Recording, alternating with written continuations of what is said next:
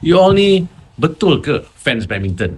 Fans badminton jenis apa yang buat macam ni? Ya, you rasa players tu saja-saja ke nak kalah? You rasa kalau you ancam dia sampai mental terganggu, prestasi dia ni boleh meningkat ke? Badminton ni sukan, ya, atlet ni manusia. Mereka pun ada tekanan, ada keluarga, ada emosi.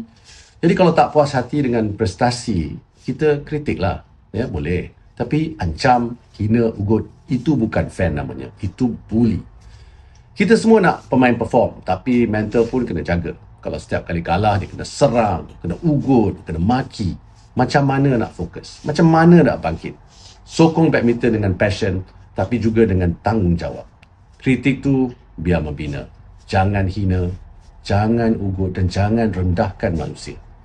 Kalau kita betul-betul sayang sukan ini, kita jaga pemain, bukan jatuhkan mereka.